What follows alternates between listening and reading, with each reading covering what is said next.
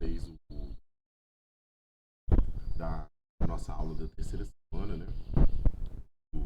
Desse módulo nosso de projetos de inteligência artificial. Nessa terceira aula, regressão já. Então, nas duas primeiras aulas, a gente tem modelos de classificação, onde a gente lá na primeira aula de imagens, né? De dígitos, e a gente classificava qual dígito.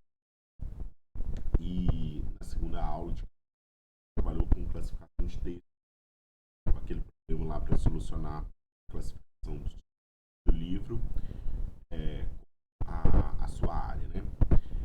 Eu tinha já comentado isso com vocês nessas duas últimas aulas, a aula 3 e a aula 4. A gente vai trabalhar com modelos de regressão. Esse primeiro modelo de regressão que eu vou apresentar para vocês, um modelo que chama de modelo de regressão e um modelo de previsão baseado em dados, em características, né, do nosso alvo. Eu vou explicar para vocês direitinho. Então a gente tem características, tem um alvo. Caso igual aqui no time, é a previsão de preços de imóveis. A gente vai ter as características do imóvel e a gente vai prever o valor dele. A próxima semana, na aula 4,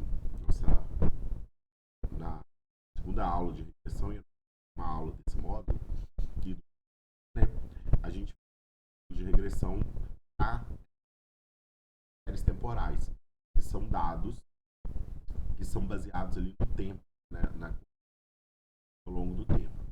Aí a gente vai desse modelo que tem um problema comum que a gente utiliza. Então, vamos lá. São modelos de regressão. Eu já falei com vocês lá na nossa primeira aula desse módulo. Eu diferencio voltar lá, faça essa diferença, né, entre modelos de regressão e modelos de classificação. Os modelos de regressão usados para prever valores contínuos, diferente do que a gente tem na classificação, por exemplo, preveja em qual classe do dado, né, ou daquela determinada entrada vai estar. Então pode ser a classe de 0 a 10. Nos modelos de regressão eu prevejo um valor de saída. Então eu tenho dados de entrada e prevejo um valor de saída. E esse valor ele pode apresentar e ele pode excursionar em diferentes valores, né? Ele pode variar aí, se a gente tem uma rede padronizada que seja de 0 a 1, ou valor mínimo ou valor máximo daquela entrada. Então, um exemplo desse imóvel, né, que vai ter do exemplo que a gente vai fazer hoje, é a temperatura em um determinado dia. Então, a gente quer prever a temperatura baseado nas informações que a gente tem de clima, né? E aí a gente consegue fazer isso. Diferentes dos modelos de classificação, né, que categorias, modelos de regressão a gente estima um número real com base nos dados de entrada. Eles identificam a relação entre variáveis independentes com os atributos e a variável dependente, o valor que a gente quer prever. Então, as variáveis de entrada são informações que eu tenho a respeito do meu problema, características do meu problema, a gente chama de atributos. São os dados de entrada, que eu já venho falando várias vezes aí, que são as informações que a gente vai colocar na entrada do nosso site. E a variável de saída, que é um valor independente, que é um valor dependente daqueles atributos, daqueles dados de entrada, é a saída da nossa rede, tá certo? Essa é a variável dependente. No nosso caso do exemplo de hoje, né, as características desse imóvel são os nossos atributos. Então, número de quarto, localização dele em relação ao centro da cidade, metragem quadrada do imóvel, tudo isso são atributos daquele imóvel. E o valor-alvo, o valor que eu quero encontrar na minha saída, é o preço daquele imóvel, tá certo? De acordo com aqueles atributos, eu quero prever o valor do imóvel. Para isso, a gente faz, e aí é o que o modelo de regressão faz, ele ajusta uma função para que ela consiga entender e capturar essa relação entre os meus dados de entrada e o meu dado de saída. É como se eu estivesse criando ali esse gráficozinho que está do lado, mexendo aí, é uma regressão linear, é como se eu estivesse aproximando uma função para que ela pudesse determinar os valores. A partir daquelas entradas eu tenho uma saída. É o que a gente faz, por exemplo, numa função XY, né? Uma função de primeiro grau. Eu tenho lá y é igual a 2x. Então, a informação de entrada é o meu x e a minha informação de saída é o meu y. Então, dependendo do valor do meu x, eu vou ter uma saída. Isso é uma função. E aí eu correlaciono, né, entrada com saída. O que a rede neural faz para modelos de regressão é justamente tentar encontrar essa função. É lógico que é muito mais complexo do que isso que eu estou falando, né? Y igual a 2x, porque cada peso da minha rede neural, ela vai trabalhar ali como se fosse um coeficiente dessa função. Então é uma função extremamente mais complexa. Mas de formas da gente aproximar mais da nossa realidade matemática, para que a gente possa entender isso, o que a rede neural está fazendo é justamente isso. Então, as redes neurais não são especialmente úteis para capturar essas relações complexas e não lineares, principalmente as relações não lineares, né, em problemas de regressão, permitindo uma previsão mais precisa e robusta. Tá certo? Nesse gráfico do lado aqui, a gente consegue ver o seguinte: eu tenho ali vários pontos e eu estou criando uma função, essa linha vermelha aí é como se ela estivesse ajustando a tendência de posição desses pontos. Então é como se essa reta ela se aproximasse do que é a distribuição desses pontos. Reparem que no início ela dá quando ela começa, né, o gifzinho ele tá ali na horizontal e ele pula rapidamente para uma posição mais próxima do que é a distribuição dos pontos. E depois ele vai ajustando de forma mais suave aos pontos, tá vendo? À medida que ele vai chegando ali nessa diagonal central, ela vai ajustando de forma mais devagar. Vou mostrar isso para vocês lá na frente e aí vocês vão lembrar disso. Um outro ponto que a gente vai trabalhar nessa aula de hoje, para esse problema de hoje, que é muito comum quando a gente trabalha com problemas de regressão, é a normalização dos dados de entrada. O que é isso? Os meus dados de entrada, eles podem aparecer de diferentes formatos e serem caracterizados por diferentes tipos de atributos. No nosso problema de hoje, por exemplo, quando a gente fala de casa, né, de prever o valor de uma casa, a gente pode ter um atributo, por exemplo, que é uma daquelas colunas de entrada, que é o número de quartos. E aí esse número de quartos pode ser 1, 2, 3, 4, 5, 6 e talvez até 10 quartos, mas 10 quartos já seria aí pouquíssimas casas que vão ter esse número grande de quartos.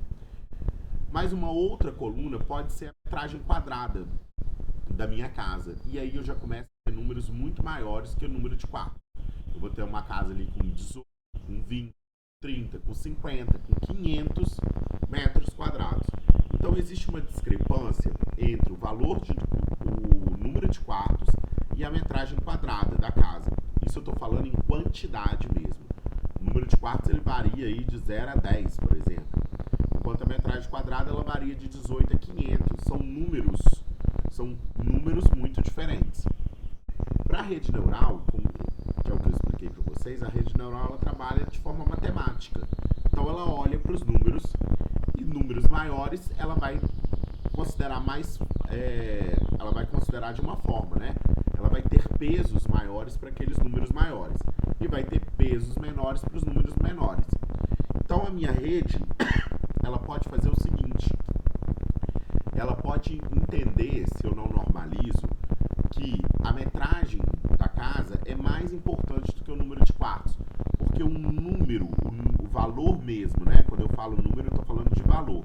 O valor do número de quartos é menor do que o valor da área. Então a área é mais importante para mim do que o número de quartos.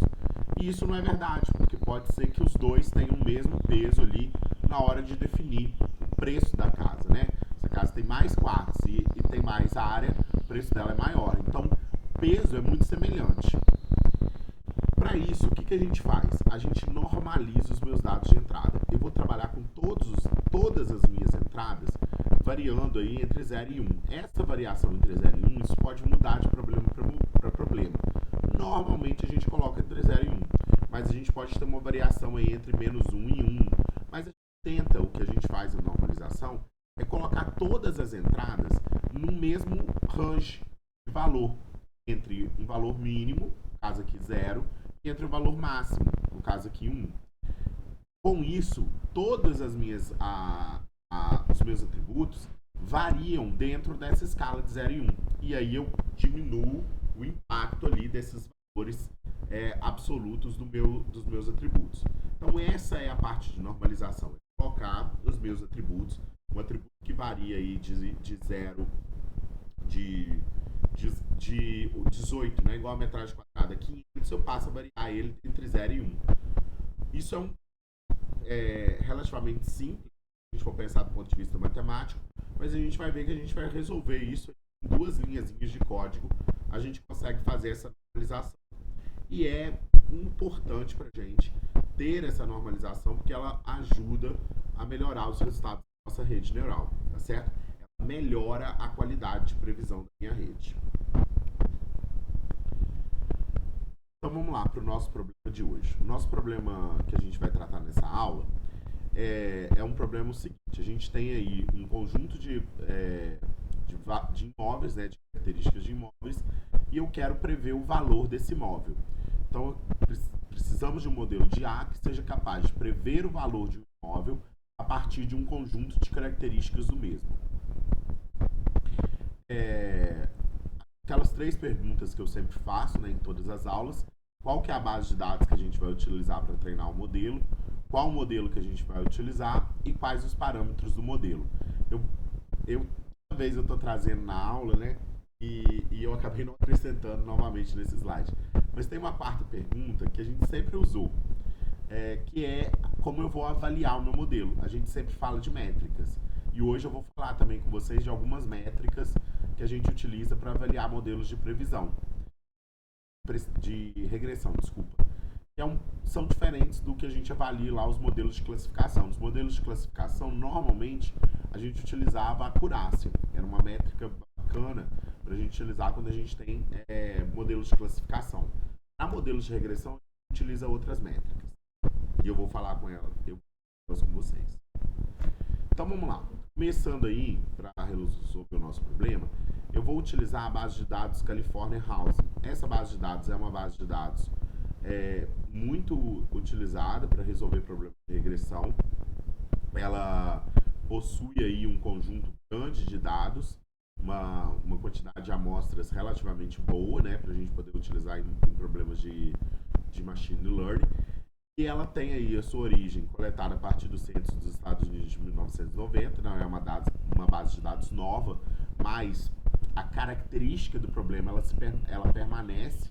Então a gente consegue utilizar essa base de dados para validar um determinado modelo que vai ser utilizado para prever preços de casa, e a gente utilizar depois uma outra base de dados mais nova que ela vai a gente vai conseguir ali resultados muito parecidos.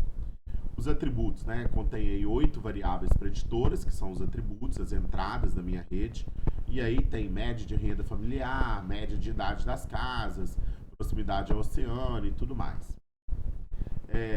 São características do imóvel, igual eu tinha falado. O nosso objetivo é para prever o valor médio das casas, né, em diferentes blocos de grupos da Califórnia, e o tamanho dela é de 20.640 amostras, representando aí diferentes localidades. Então a gente tem aí 20.640 casas com as suas características e com o seu preço, tá certo? Para a gente poder prever. Nesse problema, vamos utilizar 2 estratégias de treinamento de dados. Eu falei com vocês, a gente vai utilizar a randomização das amostras e a normalização. O que é a normalização? É que eu expliquei antes para vocês, né? Uma forma da gente minimizar o impacto dos diferentes valores aí, dos diferentes ranges das minhas variáveis de entrada. A randomização ela é utilizada para a gente apresentar os dados de forma aleatória para a rede. A gente utiliza essa estratégia para garantir que durante o treinamento a rede receba dados com diferentes características. Então eu tenho lá uma base de dados que foi construída e ela pode estar ordenada, por exemplo, em relação ao meu preço de saída. E aí eu tenho lá casas do preço mais baixo até o preço mais alto. A base de dados ela está ordenada dessa forma. Se eu separo, quando a gente separa treinamento, teste, a gente pode separar ali, pegar um corte da minha base de dados e utilizar parte para treinamento e parte para teste. O que acontece? A gente não randomizar os dados. Eu posso estar treinando a minha rede com casas de valores mais baixos e testando a rede com casas de valores mais altos. Se a rede não viu casas de valores mais altos no treinamento, pode ser que ela não vá prever muito bem durante o teste. Então, o que a gente faz? A gente randomiza essa amostragem. A gente, na hora de separar esses dados, vocês vão ver que a gente vai randomizar. A gente vai embaralhar, a palavra mais, talvez seja mais próximo da gente eu vou embaralhar esses dados da minha rede para que eu tenha, na amostra de teste, na amostra de treino, dados com características diversas, tá certo? A randomização, ela embaralha aí essa base de dados. Isso ajuda a gente nessas situações, onde a minha base de dados original, que eu estou utilizando, ela pode estar ordenada. E aí eu posso prejudicar aí o treinamento da minha rede, vai ficar muito direcionado para um tipo de dado. E quando eu for testar outro tipo de dado, ela não vai funcionar, sendo que eu posso treinar ela com diferentes dados. A gente vai utilizar o mesmo modelo, mesmo esquema que a gente utilizou na última aula, só que nesse caso a gente vai utilizar o Keras para regressão. Então a gente constrói a nossa rede ali com aquelas linhas de código do Keras. Vou mostrar para vocês de novo o código, né? Eu explico novamente. O Keras é uma biblioteca que a gente consegue criar essa rede, né? Através de camadas. A gente constrói essa rede neural acrescentando camadas ali através de algumas linhas de código. E a gente utiliza o Keras, né? A gente acaba utilizando o Keras. Eu tenho uma vantagem grande em relação ao Scikit-Learn. Porque no Scikit-Learn eu tenho ali todas as minhas camadas do mesmo tipo. Eu não consigo mudar ali as minhas funções de ativação de camadas internas. E o Keras eu consigo fazer isso de uma forma mais livre, né? O Keras ele me permite fazer mais alterações, então a gente vai continuar utilizando ele.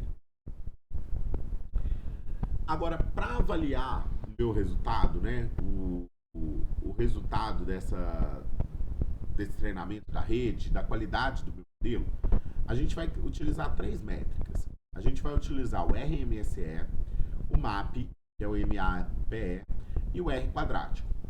Essas 3 métricas, elas são muito comuns e elas aparecem muito quando a gente pega artigos científicos baseados em trabalhos de regressão, que estão trabalhando com regressões. Então, é interessante a gente utilizar essas métricas, porque depois a gente pode comparar modelos facilmente, né? A gente pega um trabalho que usou a mesma base que eu, ou um trabalho que tem bases de dados semelhantes, e aí eu posso, olha, o meu trabalho ficou melhor, ou o outro é melhor, então eu tenho um outro modelo que é melhor do que o que eu estou fazendo, preciso pegar nele. Então a gente consegue comparar. Então é interessante a gente usar essas 3 métricas.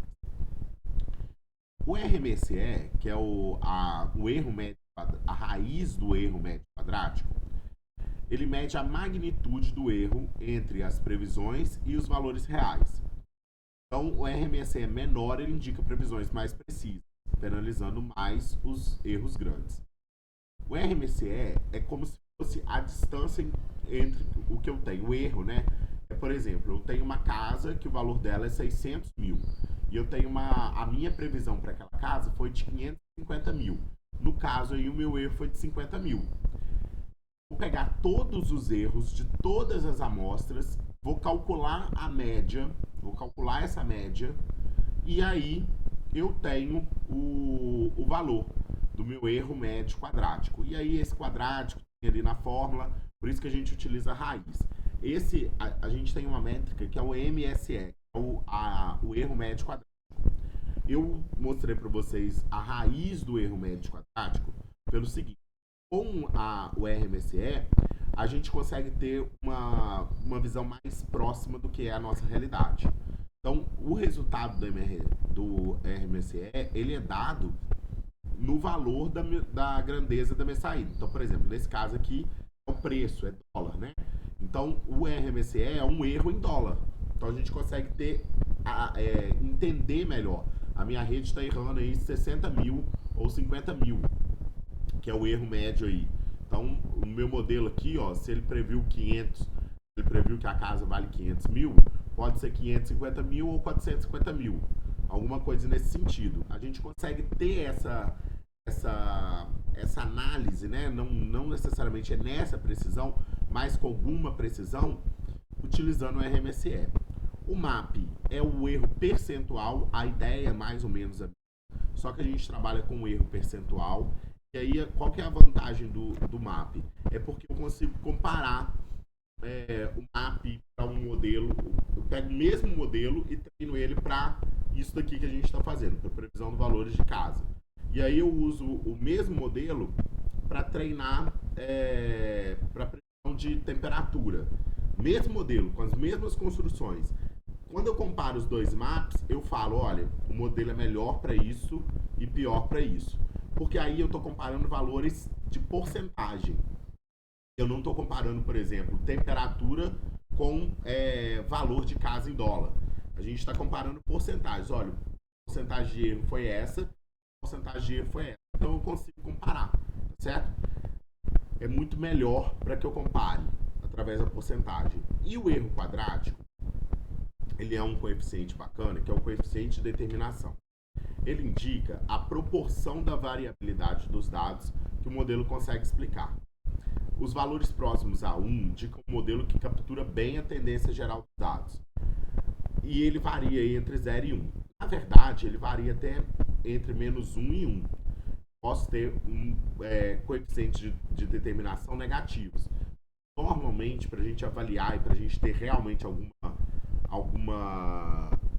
realidade para esses dados, porque se o meu coeficiente de regressão for negativo, meu modelo não está funcionando e está muito ruim. A ideia é que o meu modelo, que o meu R quadrático fica acima de 0,7, que é aí um ajuste bom. Mas se eu conseguir aí 0,8, 0,9, meu modelo já está muito bom.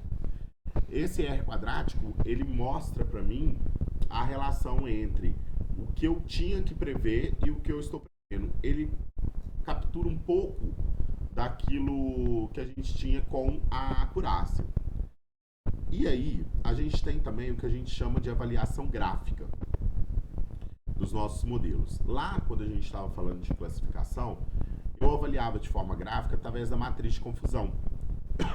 Ela me mostrava, né, aquelas classes que eu tinha. Se vocês voltarem aí nas duas primeiras aulas, eu falo da matriz de confusão, e eu consegui analisar ali, olha, esses dados aqui, o real dele é essa classe e ele caiu na outra classe. Então eu conseguia visualizar a qualidade do meu modelo de forma gráfica. Quando eu falo de modelo de regressão, é muito comum a gente utilizar esse gráfico, que é o gráfico de dispersão. O que esse gráfico de dispersão fala para mim?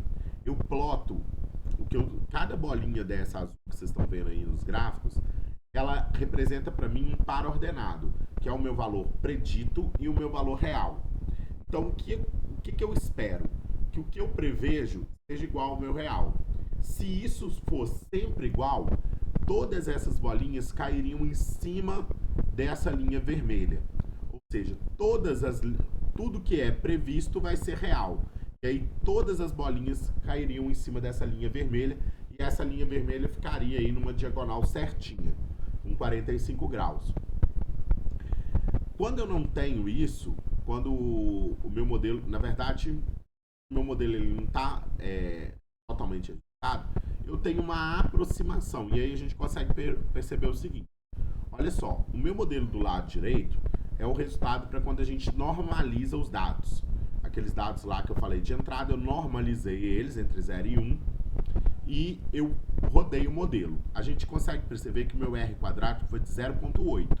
O meu RMSE, que é o meu erro, foi de 0,49. E o meu MAP de 0,19. Quando a gente olha para os dados não normalizados, e aí é o que eu falei com vocês do impacto que a normalização tem na qualidade do meu modelo, os meus dados não normalizados, que não foram ajustados entre 0 e 1, o meu R quadrático ficou com 0,62, então ele ficou menor do que o meu R quadrático para os dados normalizados. O meu RMSE ficou maior e o meu MAP também ficou maior. RMSE e MAP, quanto mais próximo de 0, melhor. E R quadrático, quanto mais próximo de 1, melhor. Repare o seguinte, quando a gente olha para esses dois gráficos, o gráfico da esquerda, né, que é dos dados normalizados, não sei se está aparecendo esquerda ou direita para vocês. Mas o gráfico dos dados normalizados, que tem um R quadrático maior, ele tem a dispersão dessas bolinhas mais próxima dessa linha tracejada vermelha. Enquanto quando a gente olha para os dados não normalizados, a dispersão é maior. Então, as minhas bolinhas aqui, ó, elas estão aqui elas estão menos dispersas e aqui elas estão mais dispersas, principalmente aqui no final, tá vendo? Olha só, aqui no final eu tenho aqui mais ajustado. Aqui, ó, a dispersão já é muito maior, tá vendo? Esse daqui ele ajusta quase no todo. No final ele erra mais. Mas aqui, ó, para preços mais altos, ele erra muito. Ele prevê aqui valores muito baixos para preços que são altos. Nesse daqui ele não prevê tão baixo, ele já aproxima mais do que seria o meu valor real, certo?